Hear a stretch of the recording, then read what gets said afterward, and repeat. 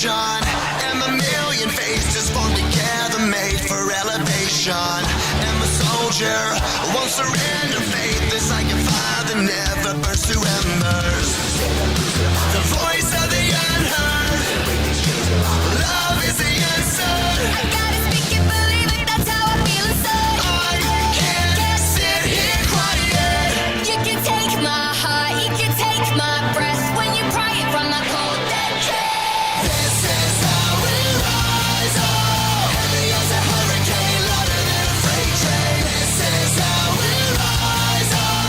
Heart is beating faster, feels like thunder. Magic static, call me a fanatic. It's our world, they can never have it. This is how we rise up. It's our resistance, you can't resist us.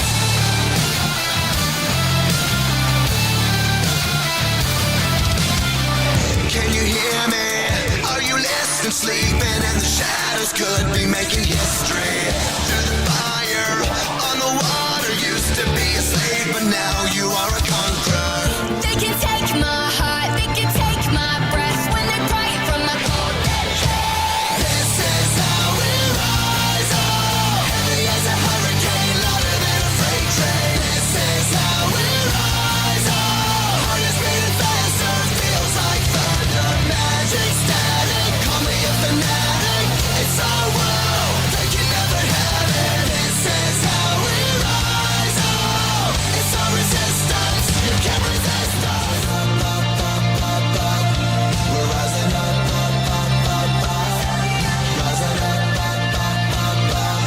we're rising up, rising up, we're rising up. This is how we rise up. It's our resistance, you can't resist us. This is how we rise up. Heavy as a hurricane, louder than a freight train. This is how we rise up. Heart is beating faster, feels like thunder. Magic static, call me a fanatic. It's our world, they can never have it. This is how we rise up. It's our resistance, you can't resist us.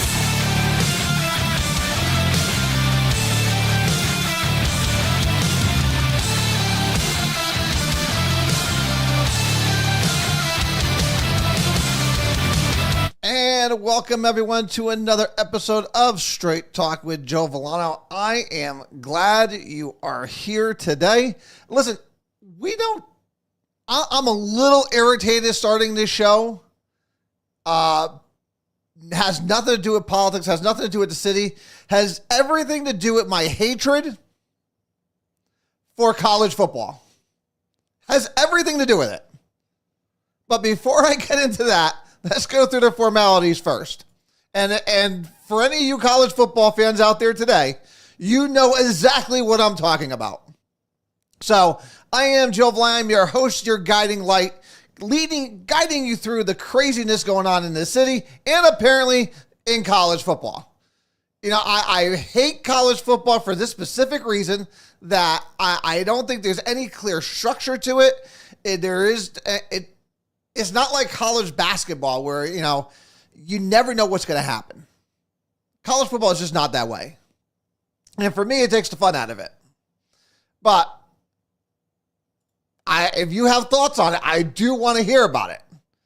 So if you want to call in, 203-805-2520, or you could email us straighttalkjv@gmail.com. Or, of course, if you're on any of the social media channels, you could jump right into the message board, and I'll be able to see them there, and we'll talk about it. But for anyone who doesn't know what I'm talking about, college football, maybe like 10 years ago, maybe not even 10 years ago, started playoff football, and they picked 4 teams. Now, today really irritated me because we just found out, granted we knew it in the past, that the games don't even matter anymore. The games don't matter anymore. You could be an undefeated team and still not get into the playoffs. And just because however many guys that are in a room in Texas decides that's the way it's going to be. Because they don't think that it's going to be a competitive game. So, as in politics, as we see people being, doing things based on emotion, that's how college football is now adding people to their playoff rankings. So they gave Michigan number 1 spot. Coach has been suspended multiple times this year. Washington can't disagree with. Even Texas, I won't disagree with in the number 4 spot. But to put Alabama over Florida State is undefeated. It just absolutely blows my mind. Because what, the SEC can't have a team not in the playoffs? And Texas definitely deserves to be there over Alabama because Texas beat Alabama. Absolutely blows my mind. Again, this is just another reason why I absolutely despise college football. Is right here. Now, again, I've been talking to my buddies here on our chat about the whole thing. And listen, next year they move to a 12-man roster, a 12-team roster for playoffs. So maybe that will help it. But right now, if I'm Florida State, if I'm a student at Florida State, I'm a player at Florida State, I am beyond pissed off. Beyond. But I don't want to get hung out too much on it. My blood pressure had just come down. I had just finished talking about it, like I said, with my buddies on my text on our fantasy football, which my fantasy football team, I'm not going to jinx it. But my fantasy football after today will be ranked number 1 again. Well, after tomorrow. They're going to be ranked number 1 again, and I'm going to regain my spot on top of the mountain. I feel it. This is my year. I'm winning this year. Even though many that are watching are like, absolutely not. So, but I just had to get that off my chest. It's been bothering me since these came out today. I'm just so irritated over the whole thing. And for all you Alabama fans who are going to start sitting there telling me, roll Tide, please stop. You know as well as I do, you do not deserve to be there. And how you guys got there is beyond me. So, but apparently TV ratings are worth more than your actual, performance out on the field. Your performance out on the field. And they said it was because their quarterback got injured, but they still won. They still won their conference championship without them. But like I said, facts and performances and true stats don't matter anymore. Who's going to give us a higher rated game? And apparently they thought Alabama. All you people that go on social media and say roll Tide, obviously these guys down in Texas are listening to you, are seeing it, and they're saying, you know what? We got to put them in there. Even though they do not deserve to be there. They deserve to be number 5 or 6, not 1 through 4. And definitely not a 3. But, let me get over that. All right, so obviously we talked about, now again, I wanted to get these union guys in. So we talked about it last week, just before, we had to put it off till this week. I was hoping to get one of the union guys in here because apparently there was a no confidence vote, multiple no confidence votes for the director of public works for the water company side. And they made a ton of accusations that no one could sit there and show me one single fact for. So I wanted to get the union out of here to figure out what the hell's going on here. What is the public missing? But I haven't heard anything back, so we're not going to talk about it. Like I said, we don't put anything out on this show that we don't have facts to back it up. So, listen, union guys, if you're watching the show, and I'm sure you are, reach out. I want you on the show, and you guys can sit there and speak your piece and tell the people what's going on. If you're saying that the public is in danger, then you need to sit there and tell us what's going on. You can't just come to the council and say, there's a vote. We had a vote of no confidence. Okay, that doesn't tell us anything. You can't sit there and say, well, the public's in danger. They're doing this, they're doing that. Come here with the facts, and I'll be more than happy to sit there and give you a platform to do it. But I'm not going to dive into it myself without knowing all the facts. So we're gonna table that issue. We're gonna table this issue until after the new year, because like I said, this is our last show before the holiday season, before Christmas and Hanukkah and whatever else you celebrate. So this will be it until next year, until 2024. So they could come on anytime they want after that, or they can simply call in if the union stewards or chief stewards or whatever are listening. You're more than welcome to call in 203-805-2520, and we can talk about it. But until I see facts and evidence that shows that there are wrongdoings going on, I'm going to take it as everything's going okay. So that's it on that. So let's talk about the article that came out. And I see that the headline has changed from the original story that came out a couple days ago. It says roughly a third of the Republican town committee resigns in Meriden. And I don't know if it's more like almost half, but I guess a third it will do. And then it goes about a dozen, which isn't accurate at all. So about 18 to 20, I think it was 21 that resigned altogether, citing internal conflicts within the party. So let me just show you how this starts off, because it is very interesting how they wrote this article. And so let's go through it together.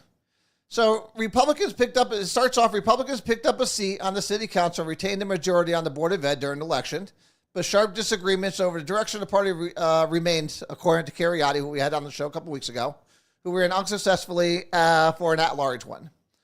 And then they went through everyone else who resigned, and then it goes on. Cariotti went on to say there was a lot of dissension within the party from a group that were not happy about my leadership. There were quite a few people that left because they were unhappy with my leadership. There were quite a few people that left because they were unhappy with my leadership and didn't like the way I was being treated. I don't know why that keeps sounding so weird. That's she was referring to other people in the party. Listen, and we documented it here before. There is a lot of dissension because there is, again, your old school.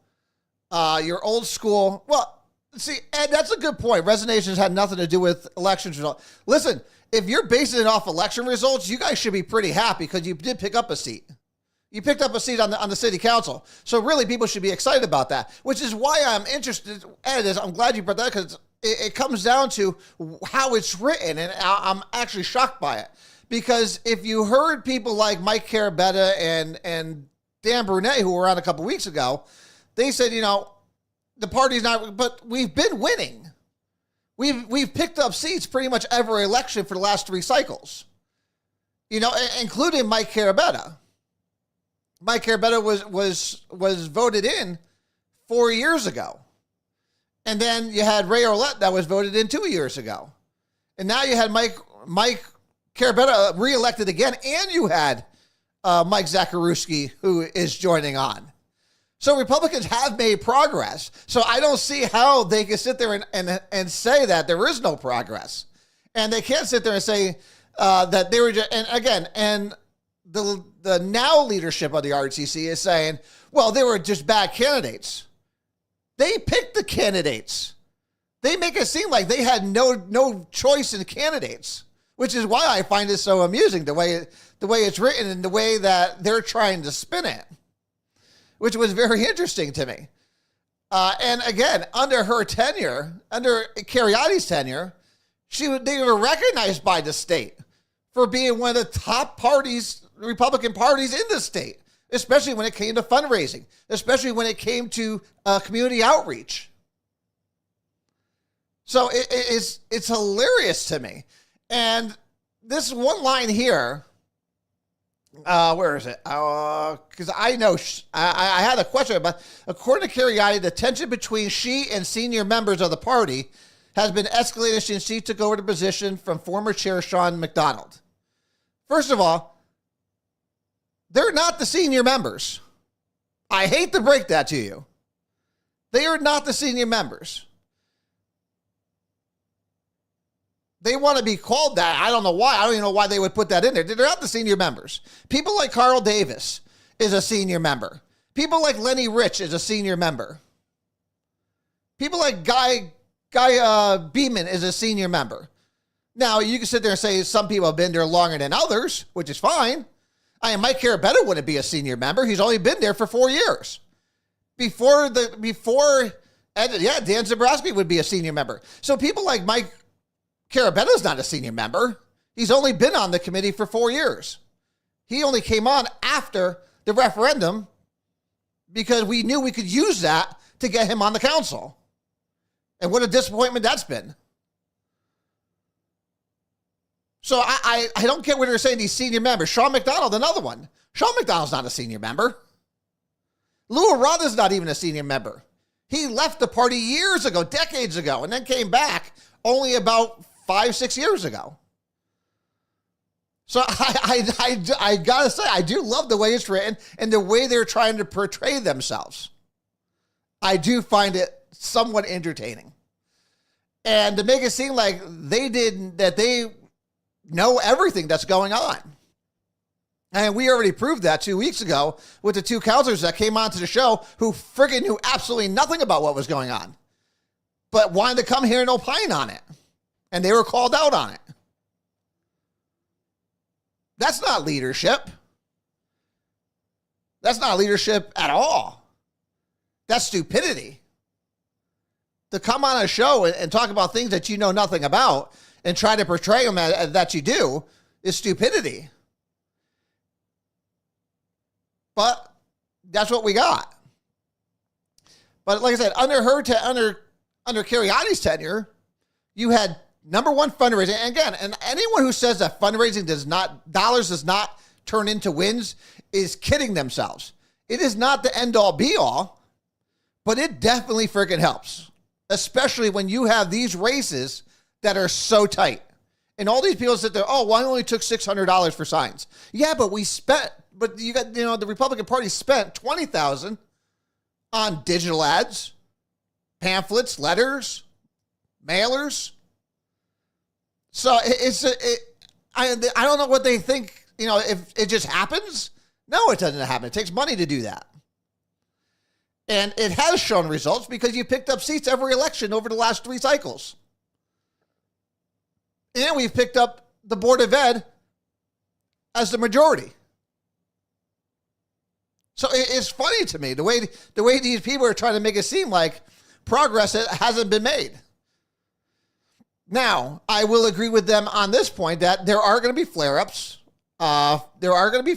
And that kind of stuff happens. And these kind of conflicts do happen. It's fine. But Arada, I love this one. Arada said he hopes that under new leadership, the party can recruit stronger candidates who offer a more compelling vision of Meriden future. Arada, you picked all of them. You're on the executive committee. You put them all forward. What are you talking about? What's new leadership going to do? You're going to create new ones? It's already tough enough just trying to find people that are willing to run. And when you can't find someone to run, it is on the executive board members to step up. And in many cases, they did.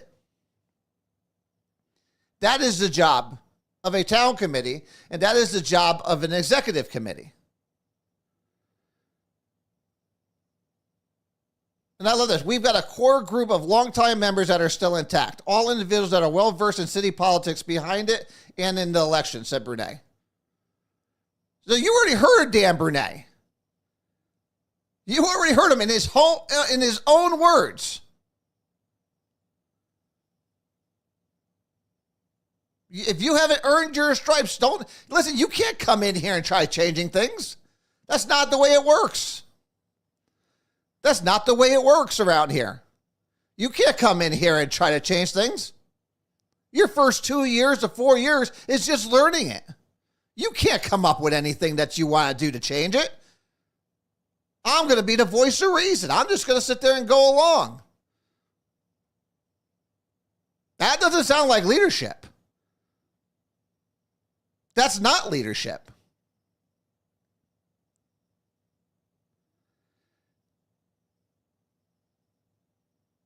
And the fact that they said, so this is what I really loved.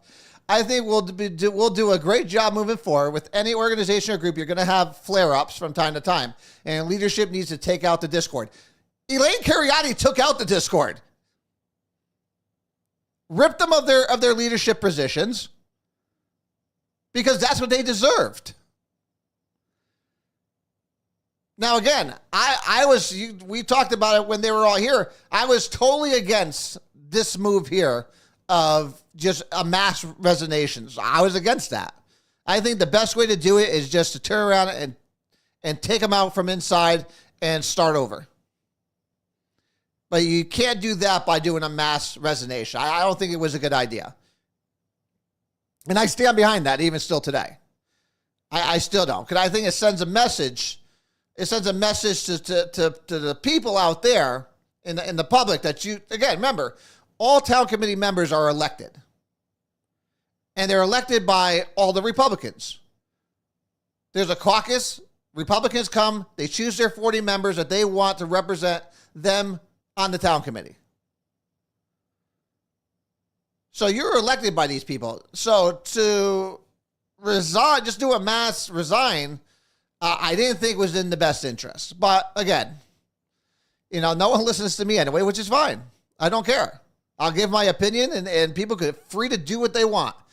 Contrary to Mike Carabetta's belief that I try to tell everybody what to do. I don't try to tell people to do anything. I give my opinion, and you're free to do whatever you want. I really don't care. I stepped away from the MRTC, 2.5 years ago? I haven't looked back. Perfectly happy with my decision. I don't try to influence their things unless it's something I care deeply about. Then yes, I will voice my opinion. But I do like the fact that they believe that I run the RTC from behind the scenes, which I found hilarious. So, and again, Mike Carabetta mentioned that during his little friggin' speech when he was on here. She came in with the same rhetoric that you have. No, it's just facts. You mean she came in with facts.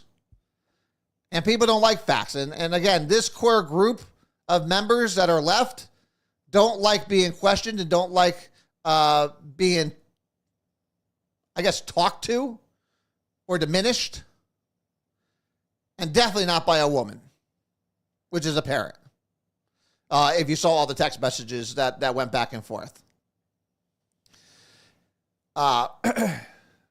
See, where else I want to check it? You'll need, so fundraising is important. Arata said you need money to operate any group. It's very important for election, but obviously massive amounts of signs. Didn't we meet election? I think this was from Dan Brunet. I think Arata is going to do a great job as the next chair. He's already had an organizational meeting, which, again, 12 people showed up to? And some of them aren't even on the RTC, which is another thing altogether. And is trying to bring everybody together. Yeah, he's trying to bring all you weak Republicans together. People like Carabetta and Brunet and Kaczynski.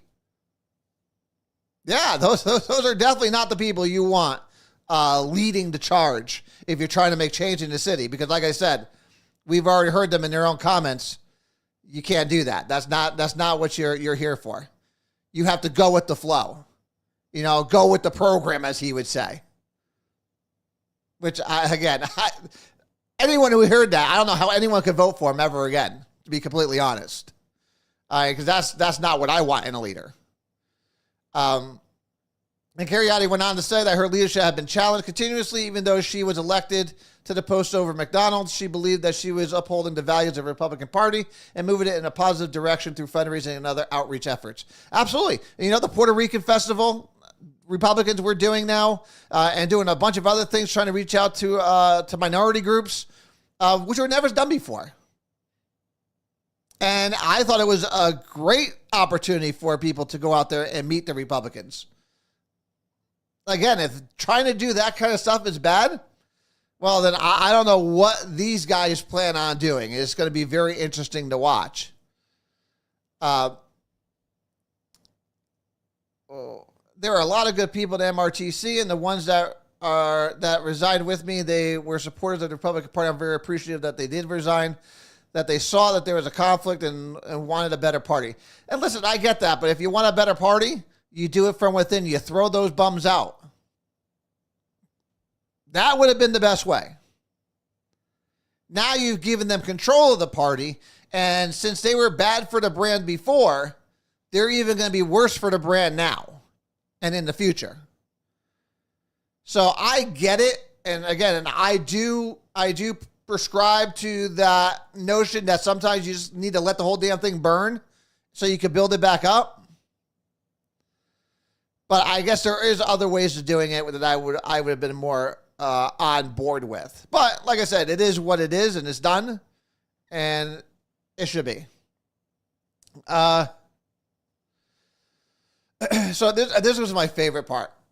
Arata stressed that the local party would not be negatively impacted by the event. Residents should see this as a cleansing, a refreshing, and new beginning, he said. The Republican Party is a party of Abraham Lincoln and Frederick Douglass, both whom spoke of empowering values. Dissenting voices have a right to be heard, debated, and respected. We are going to follow through on that. Really? That's hilarious. The Republican candidates who resigned for the mayor all lost their... See, again, I don't see how that has anything to do with it. I don't think that has anything to do with it. They were the ones in charge of their campaign, so the emphasis should be on... See, and right there is another key thing, and why and I always tell them that they're dangerous. Give them positions of power, and they're dangerous people. Because listen to what they said. They are the ones in charge of their campaigns, so an emphasis should be on introspect, not tearing down the party. The party should be unified going into an election. As an MRTC, you should be unified. And we've talked about this with Carabetta. And I totally agree, which is why I left. Because I don't care about the party as much as I care about the people in the city and who we represent and who the ultimate benefactors of what we do is. But as a Republican Party, he just said it. They're not united. He didn't want to be united. You're responsible for your own campaign, and we're not going to work together at all. Does that sound like leadership? No, it's not. That's not leadership. That's how these fractures occur. And this isn't the first one. I'm sure it won't be the last one. But those statements there tells you what kind of people you're dealing with. You're dealing with people, again, and I hear Arata, when he lost his last two elections, bitching and complaining about everybody else not helping out. Not doing it. We didn't do that. No one helped me with this. No one helped me with that. No one helped me with this. He fucking cried the whole time. Instead of going out there and doing the work. Listen, if I lose an election, I'm not blaming anyone other than myself. You will never, ever, ever hear me sit there and give an excuse about anybody or any group.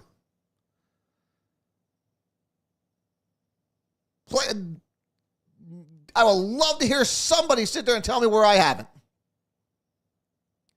I would never turn around and blame somebody else.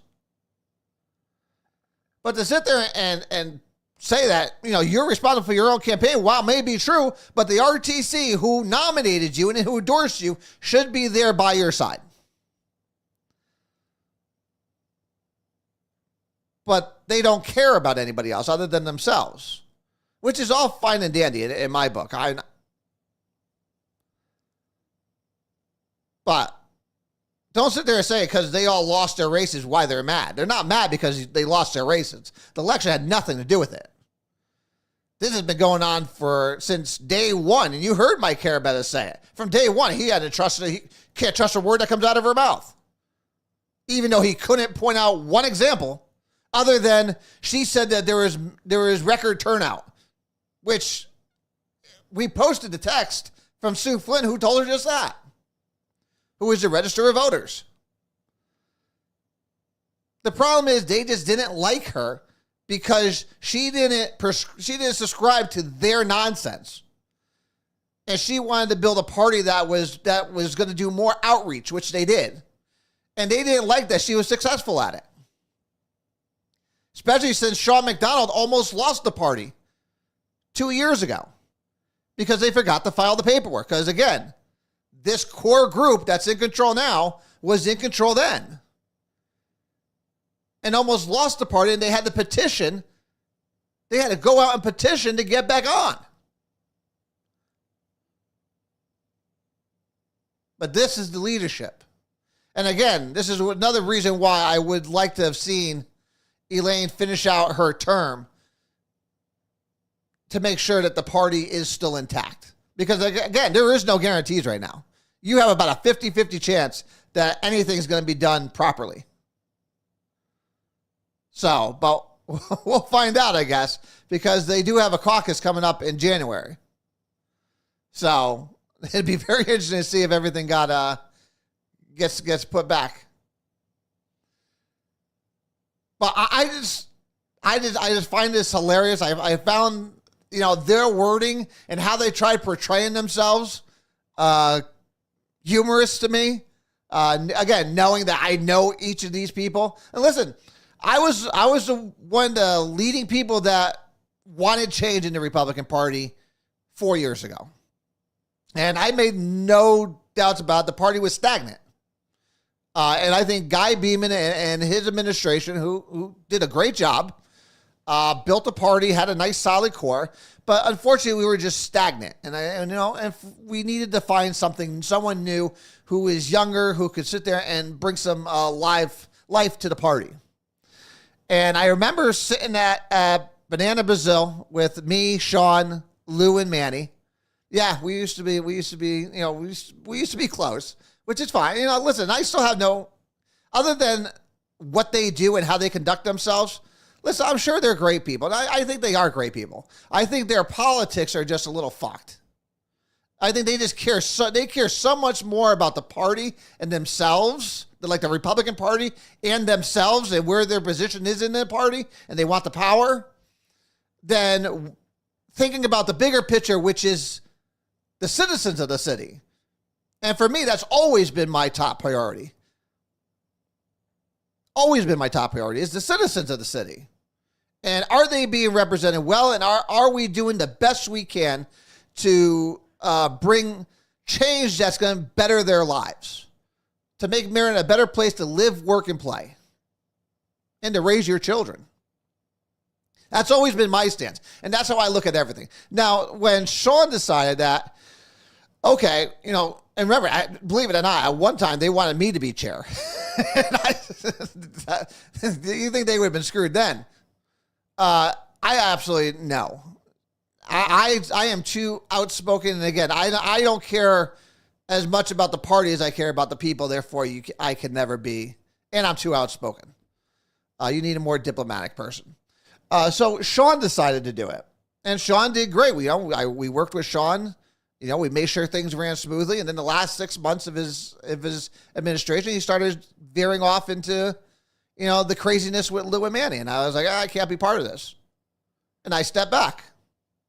Of course, it's also when we started the show, and he was catching blowback from, people like Dan Burnett and others that in the party that were like, he can't be saying these things, and they wanted me to be shut up, and of course we all know that's not going to happen.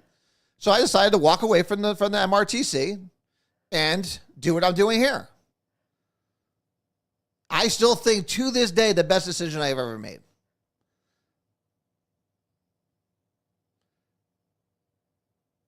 And again, Manny, Lou, and Sean took over, and they ran it into the ground.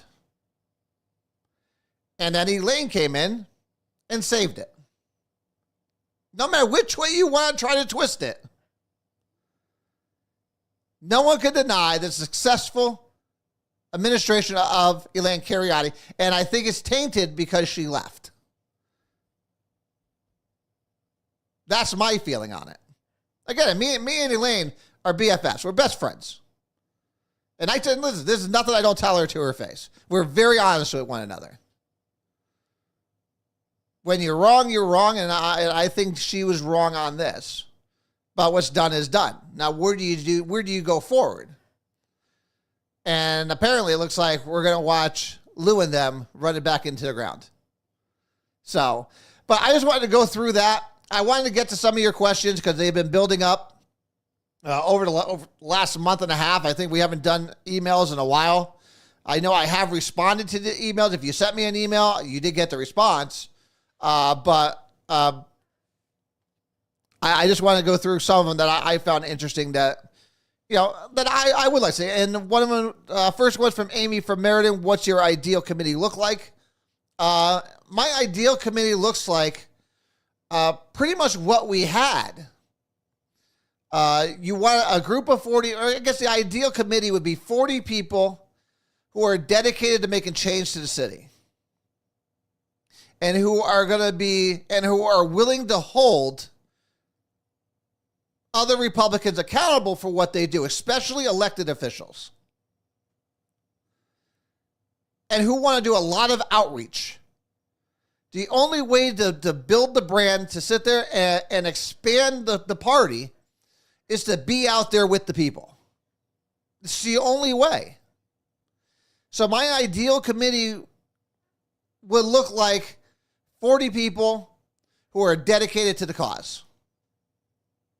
Like I said, doesn't mean you have to be straight down Republican values, like hardcore. Your most passionate thing should be solid change for the people and holding other Republicans accountable for what they do and say. I try to do that every day. But again, I try to hold everyone to what they say, whether you're a Democrat, Republican, we the people, independents. That's my goal.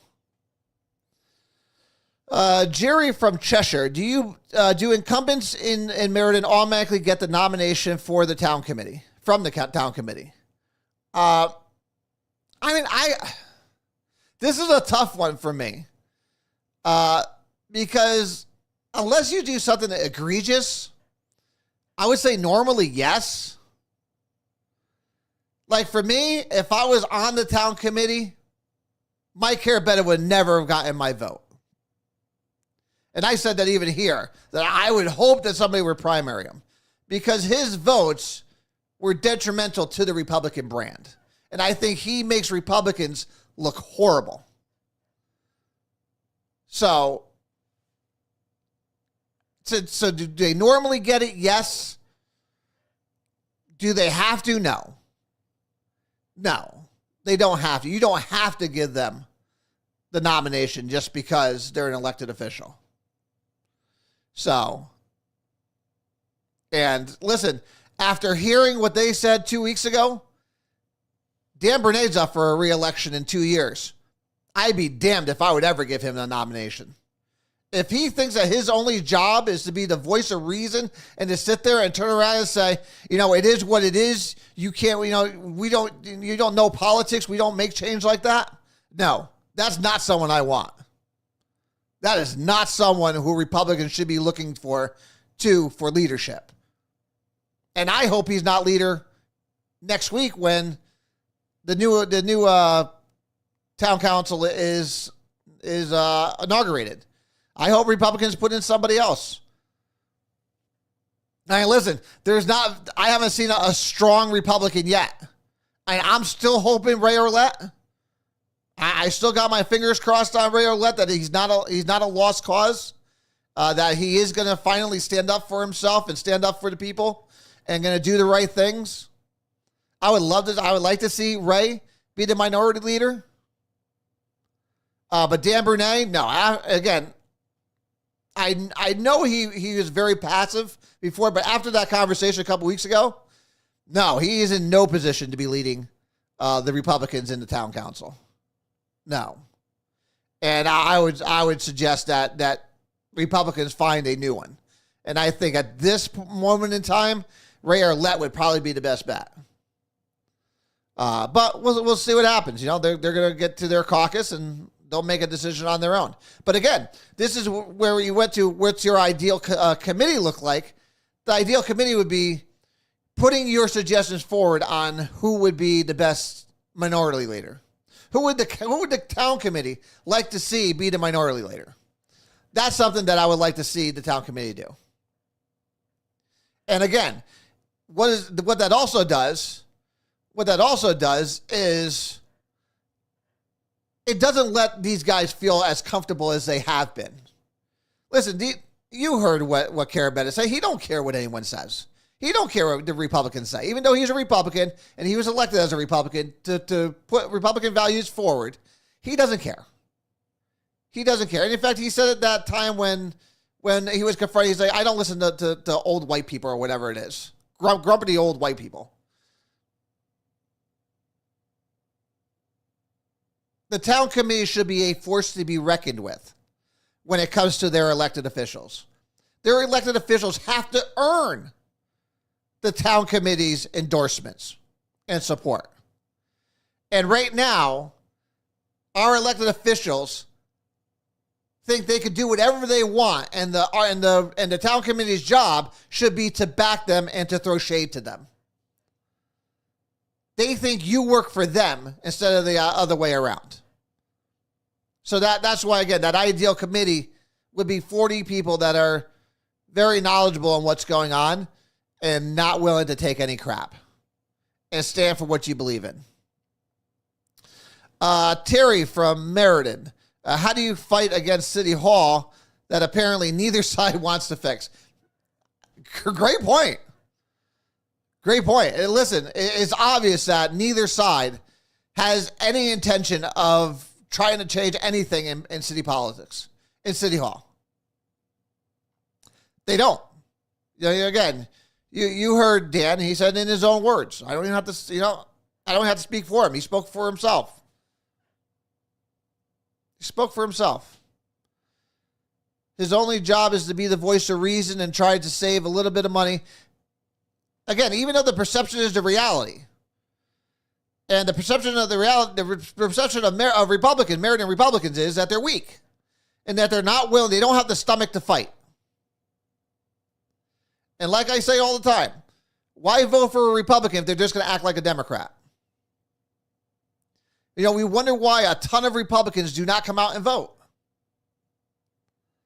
It's this exact reason. You give them nothing to come out for. You give Republicans no reason to come out and vote. Because you act like a bunch of Democrats. Because you want to be invited to the bar after the meetings. You want to be invited to the parties. You want to be invited to weddings. You want to be invited to this. You want to be invited to that. They care more about the social aspect of it. And to sit there and say, I'm a counselor. And they don't want to be canceled. And you heard Dan Brunette say it. And you heard Mike Carabetta say it. No, we're in tough times. The atmosphere of America. You can't sit there and say this and that. So we had to go with it. So we're not canceled. We're not this. We're not that. We're not ostracized. I don't even know if he heard himself. But he was basically telling the entire world, I am not a leader. And you could just call me a couple of things. You could call us a couple of things. You could cry, and we'll sit there and bow down to you. We're sorry, we're sorry, we're sorry. We didn't mean it. We didn't mean it. We didn't mean it. When their backs were to the wall, they folded. They didn't show true leadership. They showed you exactly who they are. They're weak. They're extremely weak. Leadership is best tested when your back's against the wall. I tell the people all the time, and I said it here on the show, when your back's against the wall, your true character will come out. Your true character will come out when your back is against that wall. And theirs was against the wall, and they showed their character. We don't care about our values. We don't care about what we stand for. We don't care what we said. We don't care about promises made to the party 6 hours before that vote, where we were told, we're not voting for this. This is ridiculous. This is absolutely ridiculous. This isn't getting any votes. And they both went and voted for it. So Mike Carabetto sits there and says, you can't believe anything Elaine Cariotti says. But when push comes to shove, Elaine never wavered. Mike Carabetto folded like a cheap suit. You tell me who you rather have in a leadership position.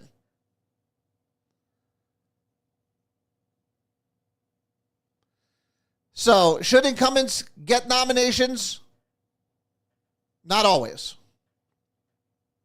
You have to prove yourself to the town committee to get the nomination. And again, when you have 40 strong-willed people that are willing to do what's necessary for change, for real change, the change that Dan Bernay says can happen, then those people need to come forward. Primaries are not bad things, contrary to popular belief. Primaries are not bad. Primaries tell you where your party's going.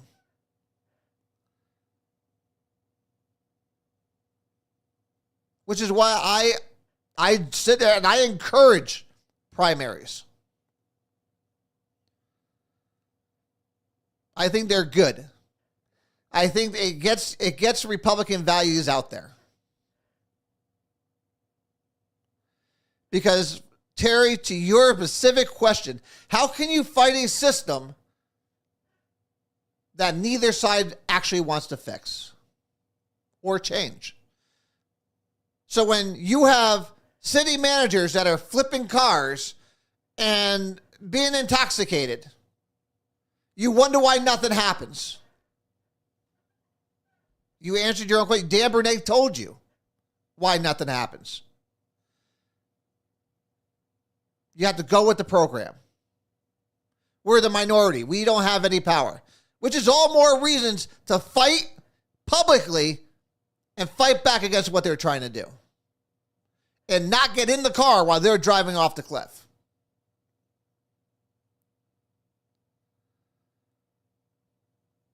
So, time will tell how it all plays out. And I thought this one was hilarious. Tim from Southington. Would you ever consider being chair of the Republicans? No, I would not. Because again, for me, I care more about the people than I do about the party. So, while I am a Republican and I do hold Republican values and I strongly put them out there, I think someone as a chair, the chair is a unique position. You need someone that can be forceful, but is also diplomatic. And to a certain extent. So, I have people in mind that in my mind that I'd like to see as chair. But unfortunately they resigned. So, listen, we could have this conversation in January. Because remember, I think sometime in January, I don't even know when it is. Sometime in January, I think it's early January to mid-January, there is a Republican caucus that's going to happen. And any Republican in the city, and most people don't know what caucuses are. So let me explain it real quick. So every 2 years, Democrats and Republicans would do a caucus, and their respective parties will elect 40 people for Republicans, to represent all Republicans on the town committee. So in this January, Republicans are having their caucus at some point, and it should be in the newspaper. So look out for it. And all Republicans in the city, any Republican in the city could come and vote for 40 individuals who you want to represent you in the Meriden Republican Town Committee. So it's an important process. Again, it also dictates which way your party is going to go. And I think when they talk about a cleansing or a refreshing or a new beginning, that's what caucuses are for. Which, again, is why I would have liked to have seen the administration stay intact the way it was until the caucus. And then if you want to leave, leave. And then if you want to leave, then by all means, go ahead. I didn't resign from my seat. I let mine play out. So I left after my term was up. So I think that's an important process to know that's coming. And if you are a Republican in the city, if you're a registered Republican, make sure you keep track of when that is. In fact, I will post it when it comes out because, like I said, it will be in the newspaper at some point. And I'll let you guys know when the caucus is. And again, go and let your voices be heard. Now, that being said, people need to be nominated on. So you can't just go and write somebody's name in. So don't go there trying to write my name in. You have to be nominated. Well, you got to put your name into nomination to be on it, which I will not do. But you know, it's a sad moment for Republicans right now. Like I said, it's not the first time. This is how We the People was created, and I think that at the end of the day, it could make a party stronger if done properly. I know Bob Williams is foaming at the mouth with the possibility, again, 18 people. I think it's like 21 people now, 22 people now. He's excited. I mean, if I was him, I'd be so excited. I'd be courting every one of them to try to get over to We the People. I mean, these are 21, 22 people that are doers, are not people that just sit on the sidelines, that will go and raise money and will actually go out there and do the work that needs to be done to get people elected. If I'm Bob Williams, I'm probably the most excited person in the city, knowing that people like Elaine Cariotti is out there, ripe for the picking. So we'll see how it all plays out. But like I said, this will be the last show until after the new year. And we'll pick up. We'll go over where the water company stands, see if we hear from them by then. But if we don't, then I'm just going to let that die off. I have not forgotten about the police department with the Tim Kuhn video. We just don't have time for that right now. But we will get to that because that's still fresh in my mind, that video. So we'll go through that. But other than that, guys, I wish you guys all the best holiday season. If you celebrate Christmas, Merry Christmas, Happy Hanukkah for our Jewish friends. I wish you guys the best. I thank you guys for joining us every week or for the weeks that we have it. It's always a pleasure being here. Again, and most people think I take it for granted being behind this microphone. I do not. I take it as a great responsibility to make sure I get as much information out to you guys and to listen to what you guys are telling me. Listen, most of the stuff that's happened on this show would never have happened if it wasn't for you guys out there. Whether it's the emergency dispatch and us tackling that, whether it's, racism, the public health crisis nonsense, that came to us, whether it's the Board of Ed that came to us, whether it's the police department that came to us. These things, guys, just keep feeding them. Listen, I research. If you send me something, trust me, I research it. I don't always, listen, I might follow up with you asking for more information, but I will not come to this show and give out and say things that are not factual. If I don't have facts to back them up, they will not be presented on this show. I hold that when we talk about things on this show, that they're accurate. And I want you to come here and get informed on what's going on. And I want you to invite your friends to come here and be informed on what's going on. It's important. And I will never put anything on this show that I do not have facts to back it up. I can't reiterate that enough. And at the end of the day, it's not about Democrats or Republicans. It's about what is best for you and the rest of the citizens in this city. That's what I care about. That's what all you should care about. Parties are secondary. That's not what identifies us. It tells you where our values lie, but it's not the only thing. So, guys, until next year, I thank you guys all for joining us as always. I love each and every one of you out there. And until 2024, I bid you a farewell. God bless you. Happy holidays.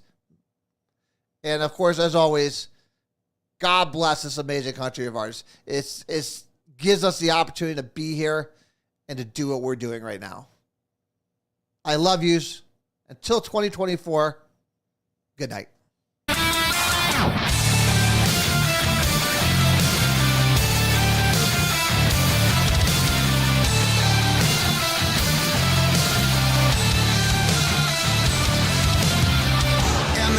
And the million faces formed together, made for elevation. And the soldier won't surrender faith. It's like a fire that never bursts to embers.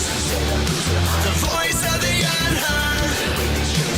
Love is the answer. I gotta speak and believe it, that's how I feel inside. I can't sit here quiet. You can take my heart, you can take my breath when you're crying from the cold dead chest. This is how we rise up. Heavy as a hurricane, louder than a freight train. This is how we rise up. Heart is beating faster, feels like thunder. Magic static, call me a fanatic. It's our world, they can never have it. This is how we rise up. It's our resistance, you can't resist.